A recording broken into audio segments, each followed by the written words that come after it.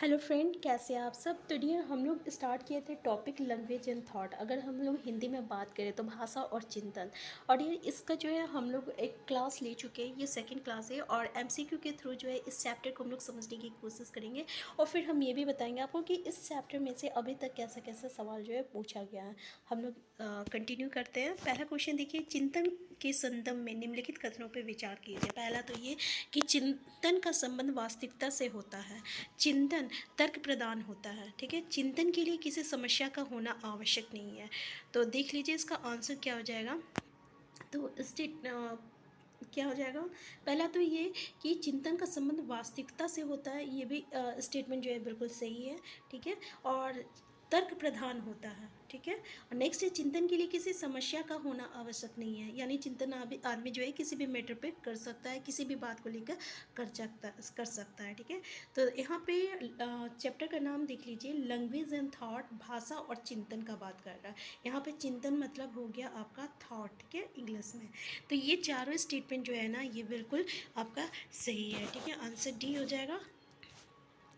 Next question देखिए, किसी बच्चे के चिंतन में आयु के बढ़ने के साथ साथ किसकी प्रधानता बढ़ती है। मान लीजिए किसी के बच्चे में थॉट आ रहा है, चिंतन आ रहा है, तो उससे क्या और बढ़ रहा है, तर्क बढ़ रही है, या सामान्यीकरण, या आत्म केंद्रीकरण, ये जीववाद की।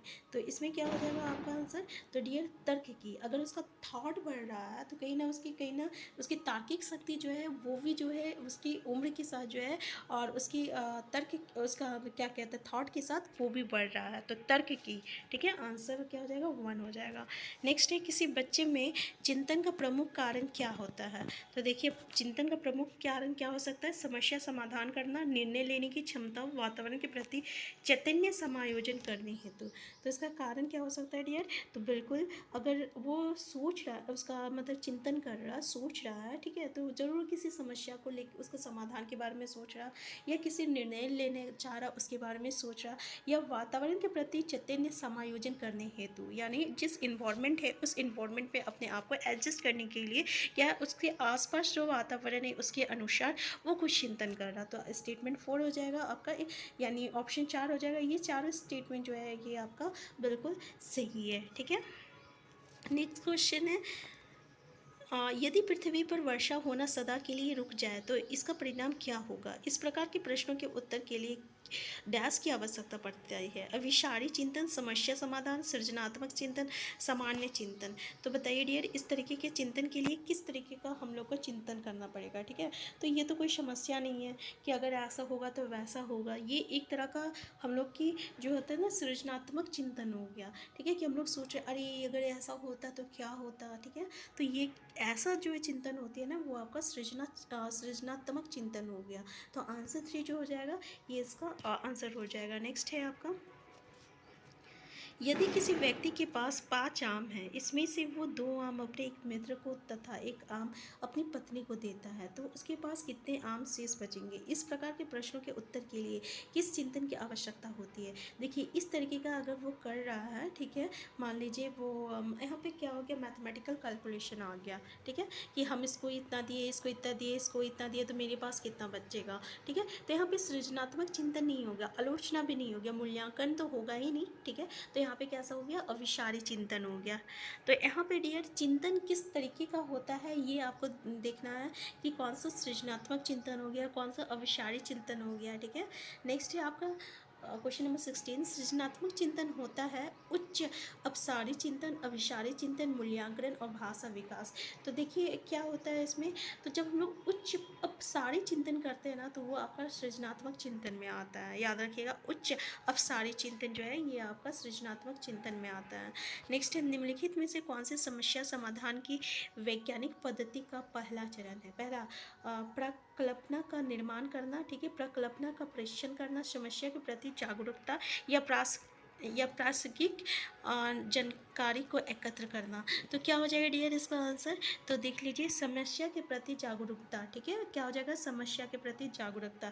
देखिए, अगर हम लोग किसी समस्या समाधान की वैज्ञानिक पद्धति का पहला चरण क्या होता है, कि कोई भी समस्या उसके प्रति जो है हम लोग जागरूक रहे, कि भाई देखो ऐसा होने वाला, तो हम लोगों को असावधान होना चाहिए। ठीक है, तो ये होता है समस्या के प्रति जागरूकता। आंसर 3 हो जाएगा। नेक्स्ट क्वेश्चन है, क्योंकि यहाँ पे पहला स्टेप पूछ रहा है डियर, फर्स्ट स्टेप बोल रहा है। मान लीजिए कोई समस्या है तो उसका पहला चिंतन क्या होगा, तो पहला चिंतन ये है कि हम उससे कैसे बचें, हमें क्या करना चाहिए क्या नहीं करना चाहिए कि वो समस्या हमारे पास आए ही ना। ठीक है, नेक्स्ट है आपका चिंतन की सूचना प्रक्रमण सिद्धांत में निम्नलिखित चरण आते हैं। देखिए ये सीटें 2012 में पूछा गया है। प्रतिक्रिया क्रियान्वयन, प्रतिक्रिया चयन, पूर्व प्रक्रमण और श्रेणीकरण। तो क्या हो जाएगा इसका आंसर, तो डियर इसका आंसर हो जाएगा आपका ऑप्शन। देखिए ऑप्शन में है उनके उपरोक्त चरणों का सही क्रम क्या है, तो इसका सही क्रम क्या है, पहला तो आपका क्या हो जाएगा, पूर्व प्रक्रमण हो जाएगा। ठीक है, पहला फर्स्ट स्टेप पूर्व प्रक्रमण हो गया। ठीक है, और नेक्स्ट स्टेप क्या होगा, तो नेक्स्ट स्टेप हो गया आपका श्रेणीकरण हो जाएगा। ये पहला, ये दूसरा हो गया श्रेणीकरण। फिर आपका क्या होगा डियर, फिर इसका हो जाएगा आपका प्रतिकरण हो जाएगा। फिर ये हो जाएगा लास्ट में क्या है आपका प्रतिक्रिया क्रियान्वयन हो जाएगा। यानी पहला हो गया पूर्वक्रमण, दूसरा हो गया श्रेणीकरण, तीसरा प्रतिक्रिया चयन और चौथा हो गया आपका प्रतिक्रिया क्रियान्वयन। तो आंसर डी जो हो जाएगा ये इसका आंसर सही ये हो जाएगा। ठीक है, तो ये आपका सीटेट आपका 2012 में पूछा गया है। नेक्स्ट है भाषा में अर्थ की सबसे छोटी इकाई को हम लोग क्या कहते हैं, स्वर्णिम कहते हैं, संकेत प्रयोग कहते हैं, वाक्य कहते हैं, रूपीम कहते हैं। तो क्या कहते हैं, ये देखिए सीटेट नंबर 2012 में पूछा गया। तो हम लोग इस पहला क्लास में डिस्कस किए थे कि जो सबसे छोटी इकाई होती है ना उसको हम लोग स्वर्णिम कहते हैं। नेक्स्ट है आपका जैसे थ फ च ध्वनियाँ हैं। ठीक है, स्वर्णिम है, रूपीम है, लेखी में या शब्दिम में। तो कैसा भाषा है डियर, तो ये जो है छोटी भाषा है तो स्वर्णिम में आ जाएगा। ठीक है, अभी हम लोग तो सब डिस्कस किए थे ना कि भाषा की जो भाषा में अर्थ की जो सबसे छोटी होती है उसको हम लोग क्या कहते हैं, स्वर्णिम कहते हैं। तो यहाँ पे जो है आपका जैसे कि त ख च न, ये जो भी रहेगा आपका छोटा, ये आपका हो गया स्वर्णिम। ठीक है, क्योंकि सबसे छोटी इकाई को हम लोग क्या कहते हैं, स्वर्णिम कहते हैं। तो डियर यहाँ पे हम लोग जो है 2-3 साल का क्वेश्चन जो है और अभी डिस्कस करेंगे इस टॉपिक से रिलेटेड, और कम से कम जितना भी प्रीवियस ईयर क्वेश्चन है उसको इस टॉपिक में हम लोग डिस्कस करने की कोशिश करेंगे इस टॉपिक से रिलेटेड। तो वो हम लोग नेक्स्ट वीडियो में करेंगे। ठीक है।